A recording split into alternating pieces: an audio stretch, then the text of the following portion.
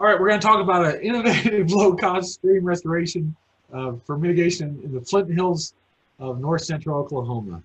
And this is really talking about a way of getting at ephemeral channel design and trying to do it at a lower cost than standard natural channel design options. And this is something that's important to us. It's kind of critical in a season of us trying to figure out some things for some other projects that come down the road, and trying to figure out, we don't want to spend too much time and money restoring something we don't need to, and where can we treat channels a little bit different than these standard riffle pool or step pool systems that we generally treat stream restoration projects as. This was a project that was brought to me by a guy named James Vincent in 2008, and spring of 2009. And we worked on the design in 2009. We ended up going to construction in March of 2010. And then we've been able to watch it over the last 10 years, working on 11 years now, to see kind of how it works. And that whole idea is that somebody got in trouble because they had a spill in the oil fields, and the U.S. Fish and Wildlife Service collected impact fees, and they had to find mitigation to restore 2,000-footed channel. The problem is their 2,000-footed channel, they received the money and they were happy to get the money, but they didn't realize how much stream restoration cost at the time. The location of this is right near Kansas, the Kansas line in Oklahoma, in an area called the Flint Hills. It's also they found a site, the U.S. Fish and Wildlife Service found a site on the Nature Conservancy project on the Tall Grass Prairie Nature Preserve. And the drainages here were 0.02 for some of the tributaries to 0.15 square mile drainage area.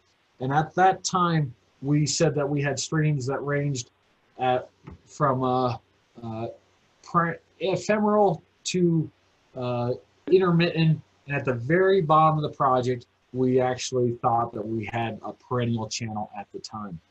What the stream looked like was just this dry, massively eroding gulch with head cuts moving up in 3 different directions, and this deeply incised channel that was moving forward. So there's an opportunity for Nature Conservancy to work with the U.S. Fish and Wildlife Service and try to find mitigation. Now, the issue that came up, and this is a picture of these eroded banks and this laterally migrating channel and pretty high bank erosion on sites. And we tried to put it back to something that would be stable. And this is what it looked like after construction. A couple of things that came up with the design was that we were trying to balance material, and we were concerned about, we couldn't just do a straight priority 1 restoration because we didn't have enough material to fill in the old channel. We couldn't do a priority 2 restoration. And a lot of the methods for doing grade control were going to be very expensive for the costs that we had on this project. We also had an issue where this was free-range bison preserve for the tall grass prairie. So we had bison that were just right next to us. This is Mike Geenen and I years ago doing stakeout on the project. And the bison, even after we put down the straw and seed, would come out there and try to eat everything that we put down and trample down the banks. So this created quite an interesting design for us. So we knew we were going to have bison. We wanted to have bank erosion reduction of 50%, which was not a very hard thing to meet. And we wanted to have vegetative cover of 80%, which is a little bit more difficult, and geomorphic stability, but we wanted future bison access. We were not allowed to fence out any bison, and we wanted all native plants and materials, which was tough because there's no native seed source that's available. So you couldn't go down to the store and buy native seed for tall grass prairie in this area of Oklahoma. And they also only had a budget for $20 to $25 per linear foot for 2 years of monitoring, for design, for permitted, and for construction oversight. So everything combined was $20 to $25 per linear foot.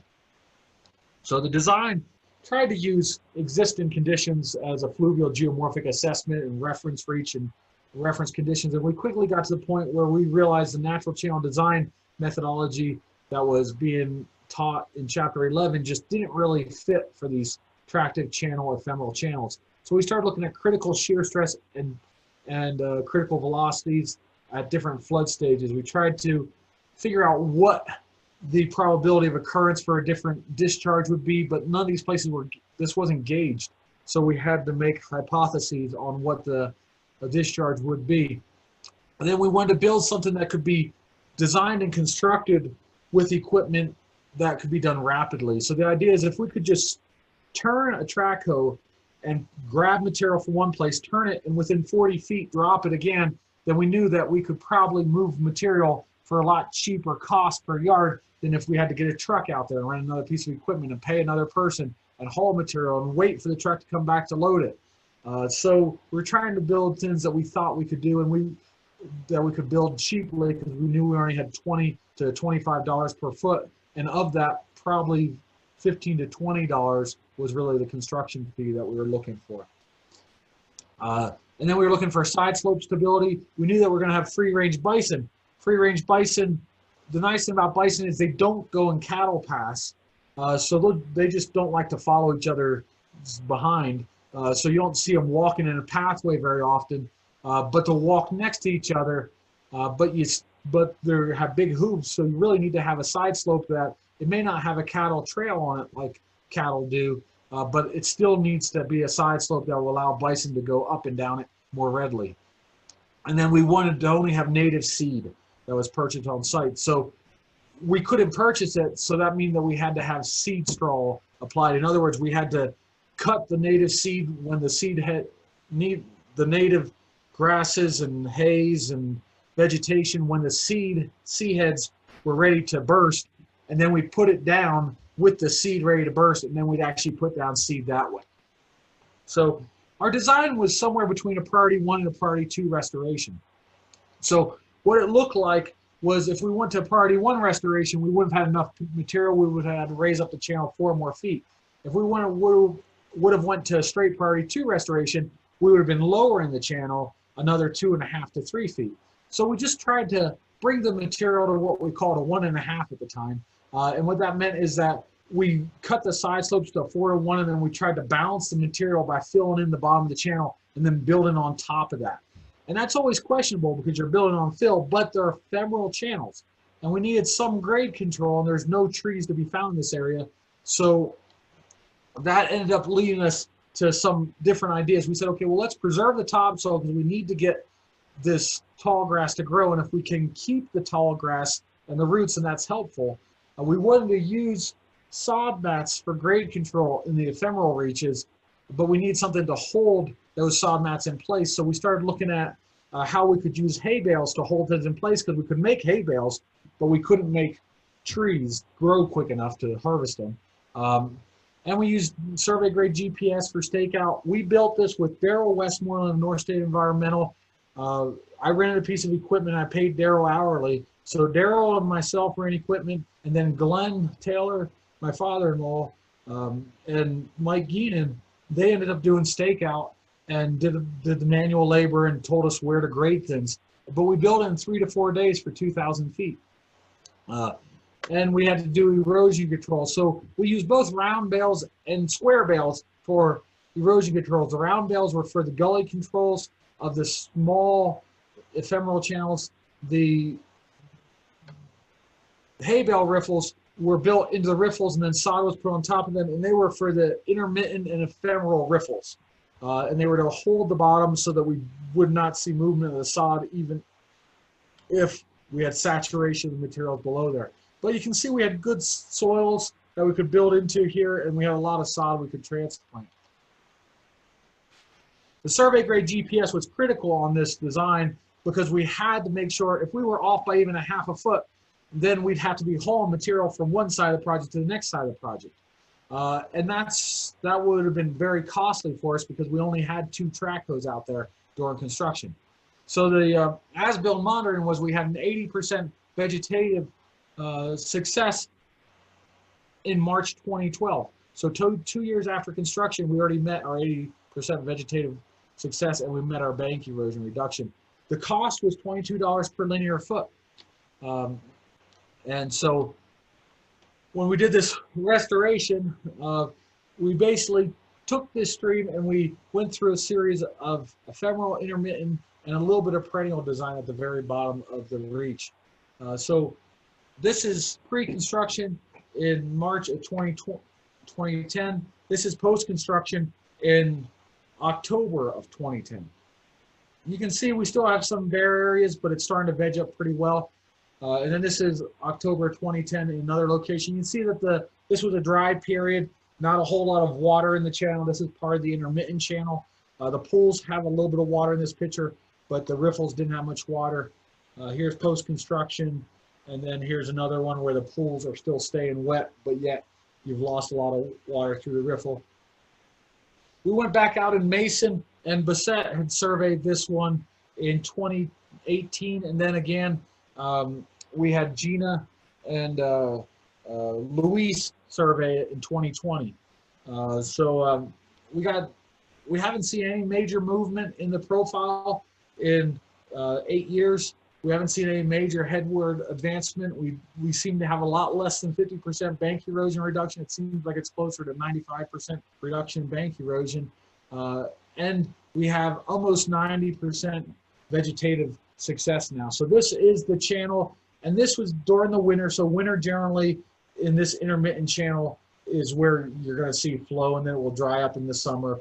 But this is the intermittent channel at about 0.08 square mile drainage area. We have about 38 inches of rainfall a year here in Pawhuska. So it's very similar to Lower Bodark and south of Lower Bodark, where we have been doing work about 40 inches of rainfall a year. So you can see that we don't have much bank erosion. It's been pretty well stabilized in that priority 1.5 stream restoration project. So we're going to use this concept, and next week we're going to talk a little bit more about how to cost ephemeral channels and how to look at innovative ways of designing ephemeral channels even beyond hay bale structures. But what I really wanted to show here is that we could use compressed fiber bales or hay bales and native vegetation and just work through regrading the floodplain, and we were able to find success and stability 10 years later on this project. And it was deemed successful 2 years after construction. I would say that now, 10 years after construction, I'd be able to say, yeah, that was a successful project. 2 years after construction, I wasn't quite sure yet, but 10 years, it definitely is looking successful. So those were my thoughts today to introduce you to the idea of ephemeral channel design and these hay bale structures.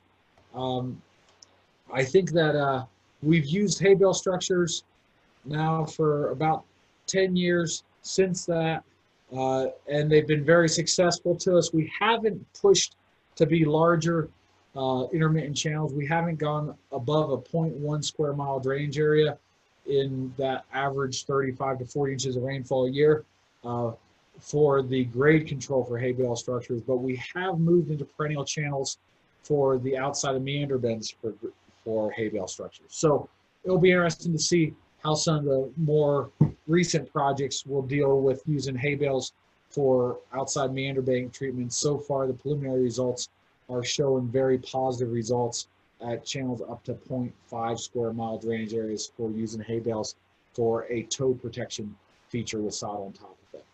So with that, do you have any questions related to the thoughts of using compressed fiber and low innovative cost design for ephemeral channels?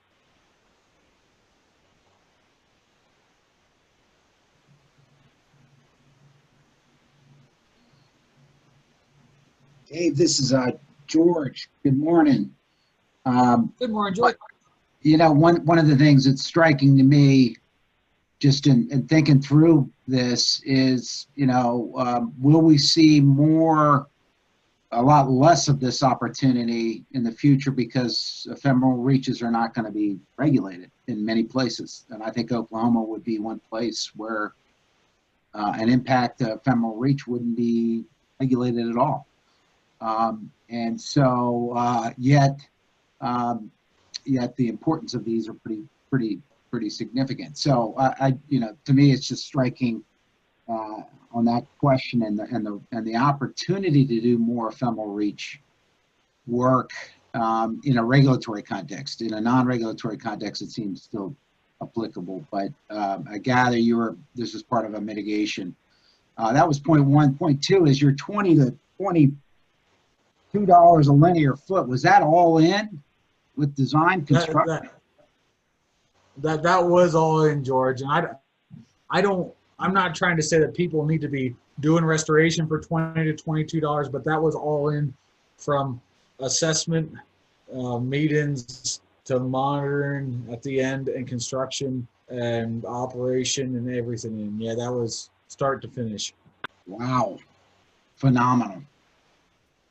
Really good project, interesting stuff. Thanks for sharing. And I just wish there's more opportunity to look at these ephemeral reaches, particularly in the regulatory construct, which to me seems, you recall the days, Dave, in North Carolina where in the early 2000s where they didn't allow you to do mitigation on either ephemeral or intermittent reaches for crediting purposes. Yeah.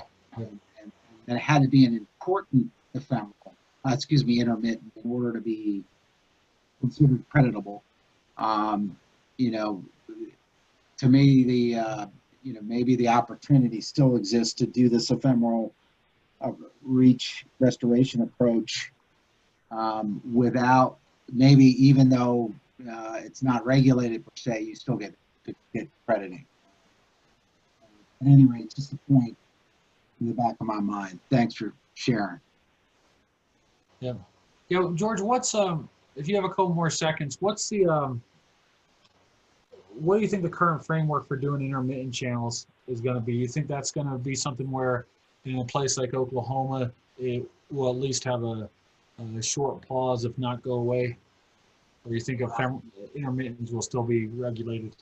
If Matt Stahman's still on, I would defer to him, but I would tell you my sense is that a fair number of intermittent reaches would not be regulated, particularly in states that don't fill the void in a regulatory construct.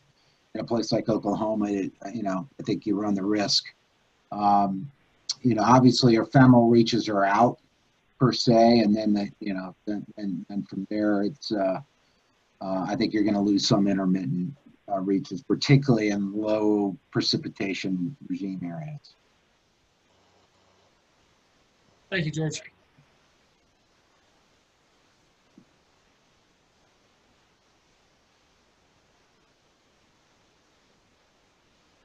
All right. Well, if anybody wants to stay on line, you can stay on the line. I hope you all have a great week. Thanks for joining us today. Thank you.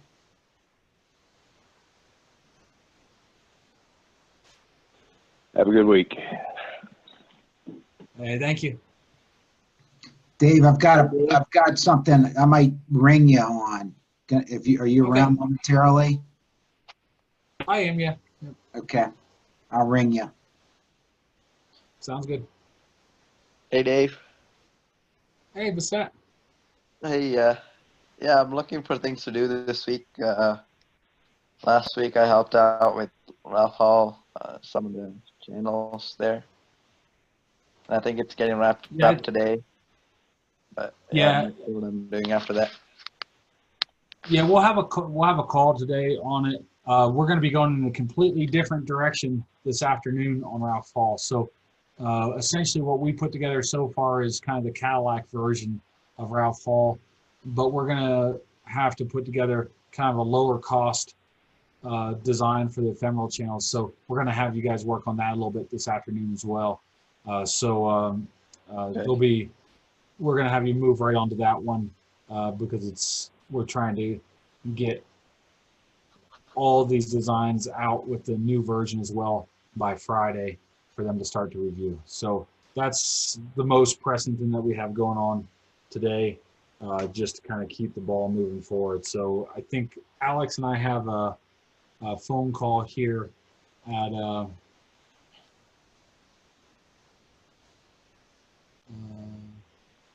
Alex and I have a phone call. I'm just trying to look at the calendar here. I have a phone call with Alex at 8:30 so in about an hour and a half. And then after that, I'll reach out to you. I don't want to give you a kind of a direction until I get a chance to talk to him. But we'll probably have something for you to do around 9 related to Lake Ralph Hall. So. All right, then. Sounds good. Good, man. Hey, are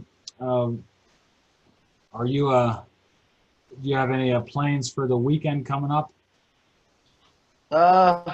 Long weekend? Not really.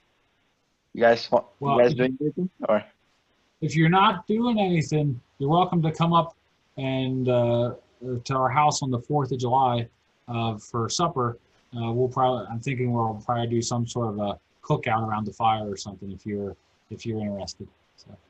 All right, and the kids are doing fine. Kids are well and everything. Kids are all healthy right now. Yes. They seem to get Ken sick a little bit when we came up. I don't know if you caught that last week or not, but I think he got sick from our kids. Possibly. Yeah, we'll see. Yeah. Thanks, Dave. Yeah, no sniffly nose, and if they do get sniffly noses, I'll let you know before you come up here. But I'm glad I let you know though, because you probably would have got sick too since Ken did. So, Yeah, possibly. Thanks, Dave. Very good. We'll see you. Have a great day. I'll talk to you in a couple hours. Bye. Bye.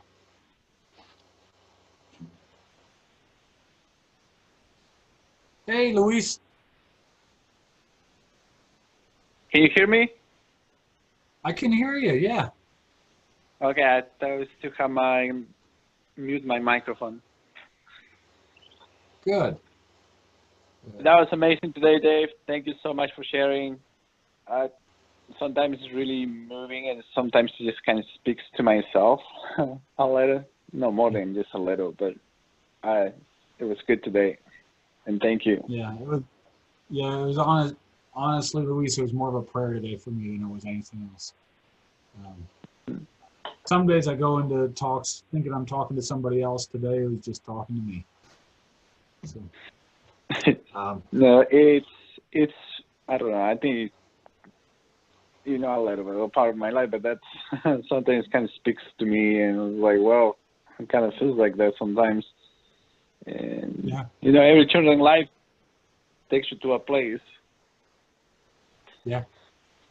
Yeah, Luis, one thing I would love to hear, you share a little bit about your story with me. I would love to hear a testimony of your story someday. And it's no rush, but whenever you get it, whenever you have a chance, whether it's in a week, whether it's in a year, whether it's in 10 years, whether it's in 20 years, doesn't matter to me. But I just love to hear it someday. Yeah. Some point. Okay. All right. So let's see. So today, I would like to see them. I'm trying to find that folder again for the river morph. Was it in the? Oh, it's in the survey needs folder, right? Yeah, and in the as-built folder, I put everything in there: the pictures for the cross sections that I took, everything related to the survey with the pictures and every construction outside. Yep, that's what I was looking for. Okay, so I'm opening it up right now. We'll go over it. Come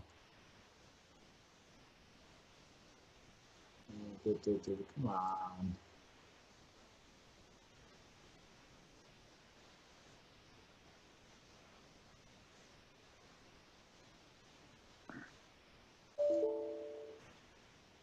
I'll stop sharing my thing. I can probably stop the recording.